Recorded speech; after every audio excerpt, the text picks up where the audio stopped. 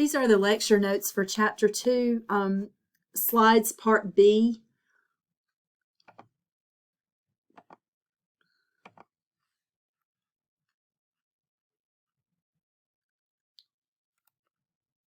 And here we're going to talk about biochemistry, whereas the first set of slides, Part A, were basic chemistry.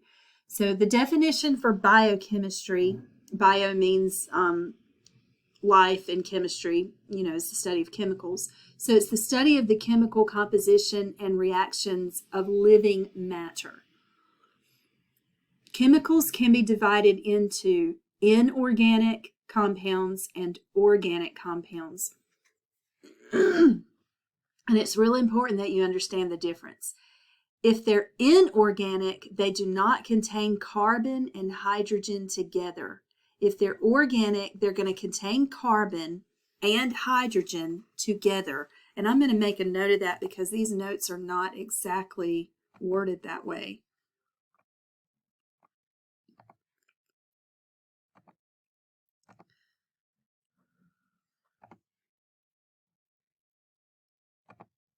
Carbon and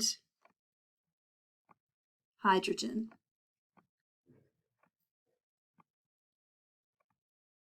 So if they're organic compounds, they would have both of those atoms at the same time in the compound. Now, some of the inorganic compounds that will be important to you in anatomy and physiology are water, salts, so not just sodium chloride, but other salts, like there are calcium salts that are important, and many acids and bases. And inorganic compounds, it says they do not contain carbon. That's not really true. They don't contain carbon and hydrogen together. So carbon dioxide gas, for example, is inorganic. Carbon dioxide gas is inorganic. It contains carbon. In fact, here's the chemical formula: CO2.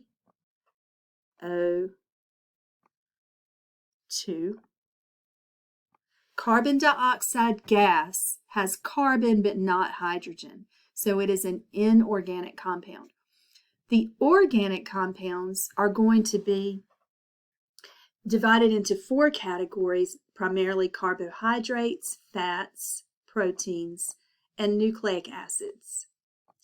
So organic compounds do contain carbon and hydrogen. They're usually large and they're covalently bonded instead of ionic. Both inorganic and organic compounds are equally essential for life. So the first one that we're going to talk about is water. It's the most abundant inorganic compound, and depending on the organism, it accounts for 60 to 80% of the volume of living cells. These are characteristics that are listed that are important, that properties of water. And water has these properties because it is a polar covalent compound, and because it easily forms hydrogen bonds with other molecules. So it has a high heat capacity, high heat of vaporization. It has polar solvent properties. That means it can dissolve. Well, we're going to talk about what it means. Reactivity and cushioning. High heat capacity is the ability to absorb and release heat with little temperature change. So you may have noticed this when you've boiled water on the stove.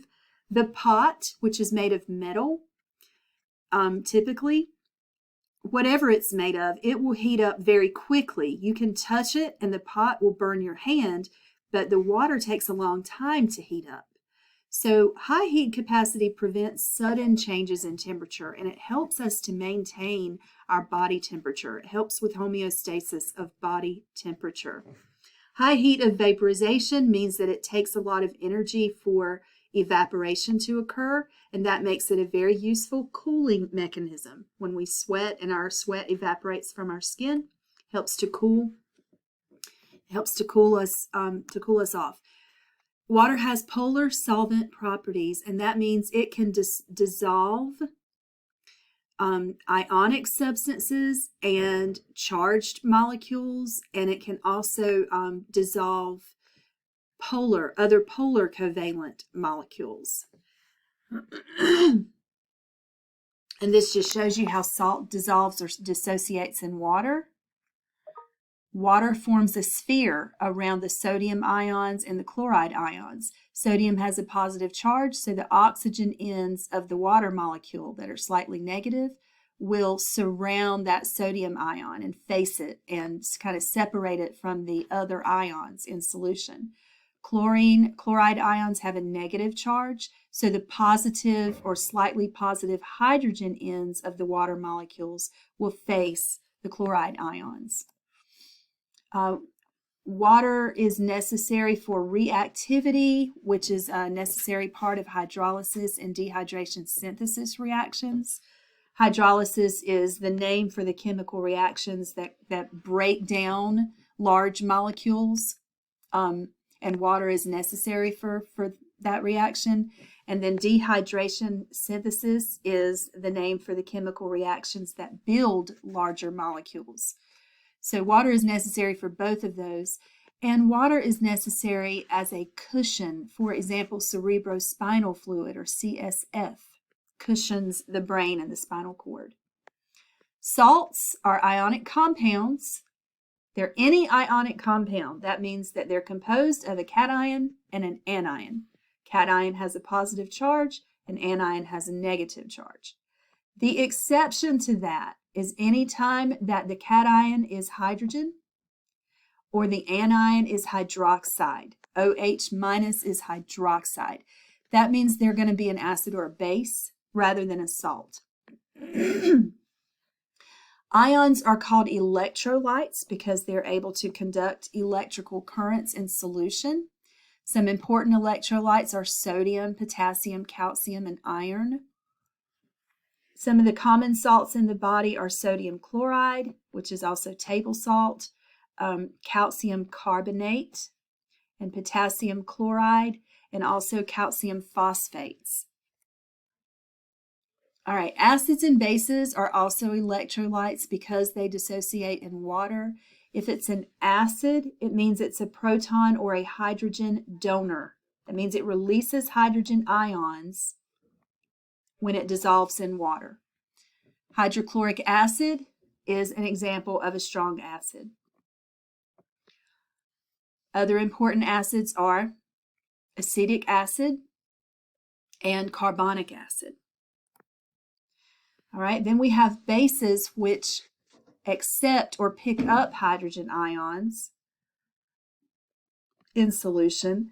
Also, we can define a base as a chemical that releases hydroxide ions. I know it says hydroxyl here, hydroxyl ion. See if I can do it without making a mess. Hydroxide.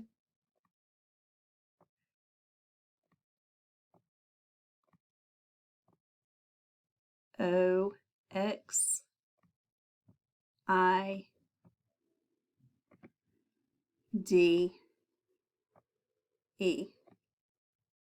So you can just call it hydroxide. For example, this chemical right here, this compound right here, is sodium hydroxide. But if you're saying ion after the word, you would say hydroxyl ion. OH minus is, you can either say hydroxide, which is more common, or hydroxyl ion. Bases that contain bicarbonate ions, like sodium bicarbonate or baking soda, and then ammonia, NH3. These are also bases. So bases can have hydroxide on the end of them, or they can have bicarbonate or ammonia. They can be ammonia. Okay, so the pH scale measures from 0 to 14, and if it's less than 7, then it's going to be an acid solution, and if it is greater than 7, it's going to be a basic solution.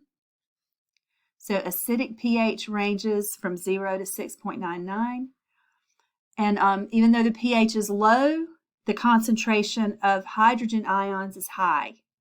So acidic solutions have high hydrogen ion concentrations and low pH. Neutral is going to have equal numbers of hydrogen ions and hydroxide. And the neutral pH is 7. And if it is a basic or alkaline solution, it's going to have a low hydrogen ion concentration but a high pH. So it'll be above 7, between 7.01 and 14. And here's some pHs of common substances. Okay, a neutralization reaction is when an acid and a base mixes together, and it will form a salt and water. An acid plus a base is going to form a salt and water. Here's an example. Sodium hydroxide and hydrochloric acid react to form, and what happens is the hydroxide and the chlorine switch places, or the chloride ion, so you end up with sodium chloride and water. If you write water as HOH, it makes a little bit more sense.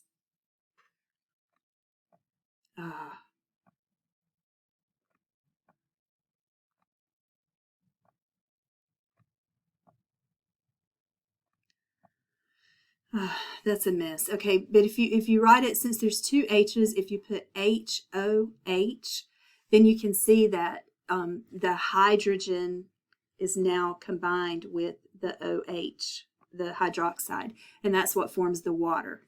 Okay, so that's a neutralization reaction. Salt and water are neutral substances. Buffers resist changes in pH. Okay, they resist changes in pH. A buffer can release hydrogen ions if the pH rises, because hydrogen ions will lower pH. A buffer can bind or remove hydrogen ions if the pH falls. So buffers are important in helping to maintain our pH of our body fluids.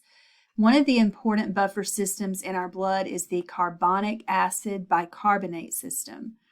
And this is H2CO3 is carbonic acid. Carbonic acid breaks down into HCO3 minus, which is bicarbonate, and H plus, which is, you can either call it a hydrogen ion or a proton. Because once a hydrogen atom loses its electron, the only thing left is the proton. So that's why you can call it a hydrogen ion or a proton. But the point is that the carbonic acid can break down into bicarbonate and hydrogen ions, and it can release hydrogen ions into into the blood if the pH is too high in the blood. Okay, so enzymes in the body work within a very narrow pH range. So most of them work at a pH range of 7.35 to 7. I don't know if I'm saying that right or not. It's somewhere a little bit above 7. Okay, so but there are enzymes in the stomach that work better at pH of 1 or 2.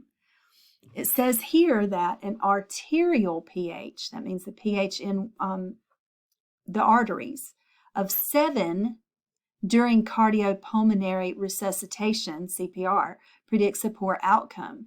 So patients presenting with an arterial pH of less than 6.85 rarely survive. So because both of these pHs are too low, the pH range is normally a little bit above 7. So organic molecules contain carbon except carbon dioxide and carbon monoxide, which are inorganic. I'm glad they put that in here. I was a little worried. And then carbon is electroneutral because carbon always shares electrons, and it forms 4 bonds with other elements, because if you remember, carbon has 4 valence electrons. So the major organic compounds are going to be carbs, lipids, proteins, and nucleic acids. And we're going to go into talking about carbohydrates in the next section.